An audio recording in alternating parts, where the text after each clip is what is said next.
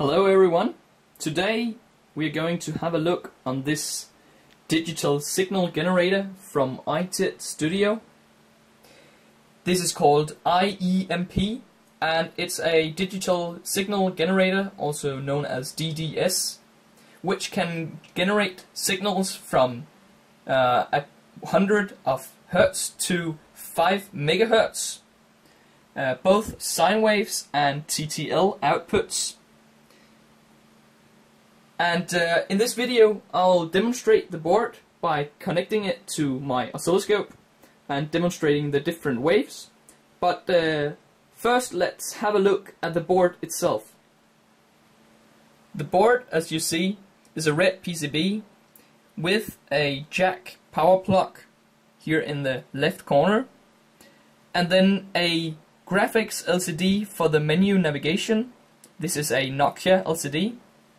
And then we have three knobs to turn. The first one is a rotation encoder. It moves in these joints. And this is also clickable. It's a push button too. And this is used for menu navigation. I'll show you in the demonstration. The two others is normal potentiometers connected to the operation amplifier circuitry for adjusting the gain or the bias voltage. So these are used to specify in which gain you want, also known as VPP, and which bias voltage you want. Normally I use 0 volts for bias voltage, as it makes the midpoint 0 volt. To the right, we have our outputs. We have two green terminal screw terminal connectors, and the bottom one is for TTL and ground, where you can see a small jumper, which you can select which type of voltage and which type of TTL level you would like to have. There is also a BNC connector for antenna connections or shielded connections to measurement equipment or where you're going to use the signal. In the top we have the sine wave output, the S out, and the ground, and the same thing we have a BNC connector, and then we have a termination resistor if we would like to have the output impedance controlled. Then here in the middle we have the amplifier circuitry, which is used for generating the signal and also amplifying the signal as we set with the gain and bias control. In the middle we have the analog devices SPI controlled device, which is generating the signal. This device is communicating with the onboard Atmega 328 microprocessor, 8-bit microprocessor, to generate the specific signals. Beneath the LCD, if we remove that, we will see the Atmega processor and not much else. We have an in-circuit serial programmer, but as this Atmega is running the Arduino bootloader, we can also program it with this header. And that's a great thing, because IEMP has included this so-called FOCA board, which actually just is a FTDI 232 serial converter, USB to serial converter.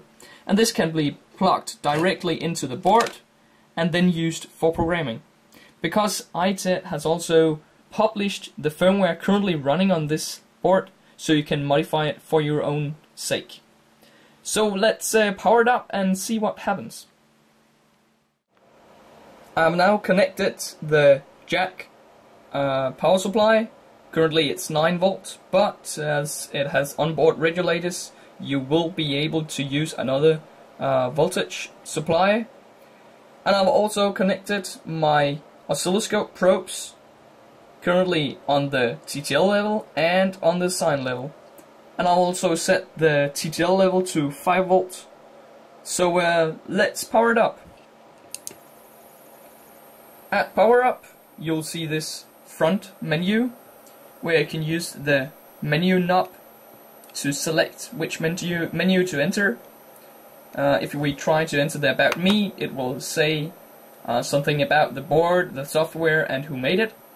Nothing special about this. But the real thing is happening inside this single frequency menu. But of course, as the firmware is open and published by IEMP Studio, you are able to make your own functions and own menus. For example, you could make a frequency swipe function where the frequency goes up and down in the spectrum, or you could make this menu more interactive. But let's enter this menu and then we get the settings. The first setting is which type of wave we would like. We can select this and turn the knob to select which type: sine, square, or triangle. We'll go for sine for the first test. The next one is the frequency. Whoops, the other way. And in here we can select up to, this is the megahertz area, the kilohertz, and the hertz area. And we can specify exactly which frequency we would like. Up to, because we are running in sine mode, we can select up to 5 megahertz, which is maximum. But for now, I'll just select 1.5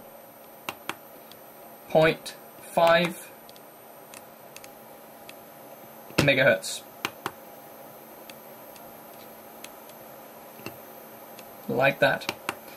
And the last two is actually not a setting, or yes it is, but you can't set it from the menu. This is done by turning these potentiometers, which is just connected to the amplifier circuitry, and then connected to one of the ADC inputs on the Atmega. So currently the VPP is set to 5.4 volt, 5.5, and the bias is set to 0 millivolt, 0 volts. So the sine wave, which is connected to our oscilloscope, will look like this. We have our sine wave going up and down. We can see that the VPP is 5.12 volt, and on our board it says 4.9, 5000 millivolts. So it's a bit off, but it's difficult for it to measure correctly. If we look at our frequency, we will also see, let me zoom in on the scale. You would see that it's pretty much it. 1.5 megahertz. And the duty cycle is a bit off. But let's turn down for the frequency to see if it works better. So I go into the frequency selection again. And let's turn down to 500 hertz, kilohertz, sorry. And again, if we look at the frequency, it's much closer. So when it's get higher frequencies, it is getting, unfortunately, it is getting more off. The duty cycle is also more close to 50%. But even when it gets really high, it's actually not that bad. Let's go up to, let's say 3.5, no, 3.6 to make it good. 3.6, and you'll watch the scale, and my oscilloscope says 3.6, walking a bit noisy, but the duty cycle is pretty close. As you might notice, though, the VPP is off from what it displays on the display. Currently it says 3.9 volt on the display, but on my oscilloscope it says 4.3 volts. Again, this can be adjusted by using the gain And on the oscilloscope, you'll notice the wave is getting higher, larger, higher, or smaller. You also notice the VPP is changing. And again, if you turn it too high, you would notice this clipping. And this is the operation amplifier's clipping because the voltage supply is not higher than this. And this is VPP 10 volts, so I would guess that they are connected to 5 volt plus and minus. For the bias selection, you would see that we can move the midpoint of this sine wave. First, let me turn down this to around 5 volt VPP, and then I'll adjust this bias current, as you will see. And on the oscilloscope, when adjusting it upwards, you'll see that the sine wave is also moving and now down. The midpoint of the sine wave is being moved, the so-called offset. Again, if I move it too high, we would notice clipping again. But for me, I would probably, most of the times, need a bias voltage of 0 volt. And it can be a bit tricky to get this right, as this potentiometer is not that large, many turns. So to find the 0 volt point of the potentiometer is a bit difficult. But at all, it is looking great, and it generates some good signals for hobby use. Let's have a look at the triangle signal.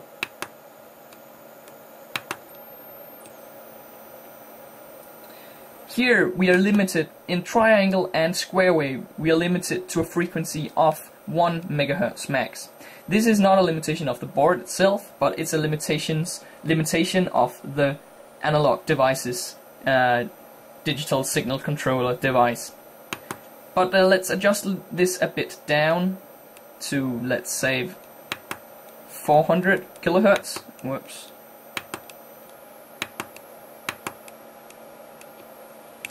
And then let's have a look on the oscilloscope. Triangle waves is looking fine too. No problem there, and the frequency is almost spot on. That this can be a problem with my scope. The duty cycle is good, and the VPP is good too. On the display it says 5.7 volts, and the same on the oscilloscope. So that is great. So oh yeah, actually now it's also 4.1, I just noticed. But let's have a look on the square wave. Because the board also has the TTL output, I wouldn't probably use this square wave. Or yes, if you need a negative square wave supply. Now I'll just move this bias to 0 again, and the VPP a bit down, like that. Right, as I said, it can be a bit difficult.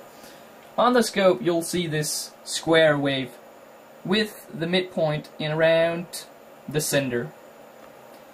Again, the VPP can be adjusted, and the frequency too. But you might notice that if we zoom in on this scale, that we have a bit of distortion here in the top of the curve. And this can be, this is not much, it's a couple of, it's around a volt, but this could be minimized by adding a capacitor. Well, else the rising level is fine, is looking good. Let me stop this for 1 second, and you would see that it is not that bad. This is 20 nanoseconds grid, so the rising is fine for a square wave. But again, as I said, I wouldn't probably use this square wave feature, the setting. Instead, I would use the TTL output. So let's have a look at the TTL output. I'll go back into sine wave, because in sine wave it also turns the TTL output into a TTL level output. So let's switch over to our TTL level, and I'll switch this off, and you would see that we have a TTL level of these 5 volts. I'll turn on the measurement,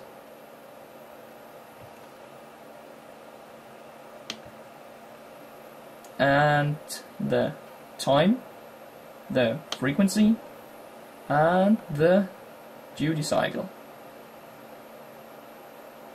Whoops, there it is. Right, so look at this. We have a VPP of 5.2 volts. It says 5.3 on the display. And we have a frequency of 403 kilohertz, 400 kilohertz. Again, a bit off, but we have much less distortion on this TTL level. Again, it's above 0, it's a TTL level, so if you need a voltage supply below 0, the ground point, then you would need the sine wave output and then go to square wave. This is very useful if you need to generate a specific clock frequency, because this is a neat signal type, and it will definitely work for a microprocessor or such. Though 5 MHz is not much, but it can be used for clock or triggering.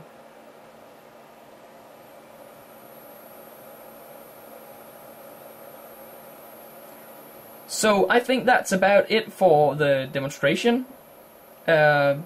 Again, this is a very handy board for hobby use. I would not recommend it for more advanced use, and especially not for FPGA use, as there is some off points where it's not actually right, and the voltage levels are not that right, and the frequency can be a bit off. But for hobby use and for use with microcontrollers or something where you need a specific frequency, FM modulation, this is a great board.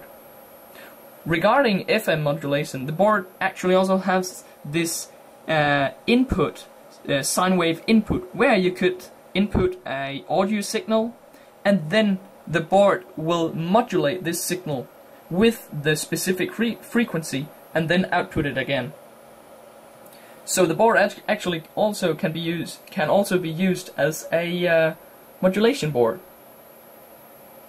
But one last problem is actually also the noise. I don't know if you can hear it. It's not that loud, but coming from this switch mode power supply for the negative voltage. This MOSFET chip is also getting extremely hot. You can't touch it for long, and this can be a bit dangerous. I would not. Yeah, you could burn your finger, but it's not that bad. So the board comes with these mounting mounting screws. Sorry for that. And this could be used for lifting up the board a bit. And this might be useful if that would cool down the board more. But I don't know if that would cool it down enough. I have tried different things and measured it, and it's above 60 degrees Celsius. So it's not. Yeah. I would say that they should have decided to use another packaging for that MOSFET chip. But anyways, the noise will also stop if you touch this area, but again, your finger gets extremely hot. In total, a great board for hobby use, and I will definitely be able to use this for further projects where I need a specific frequency, or at least some modulation. I hope you enjoyed this demonstration, and please remember to check out iTech Studio's website. They also have a great PCB service where you can get the PCBs 10 pieces for not much, 5 by 5 centimeters for $10 for 10 pieces. So that's a bargain. But please check out their website for their other products too. I hope you enjoyed watching. I hope you enjoyed this demonstration. Thank you for watching.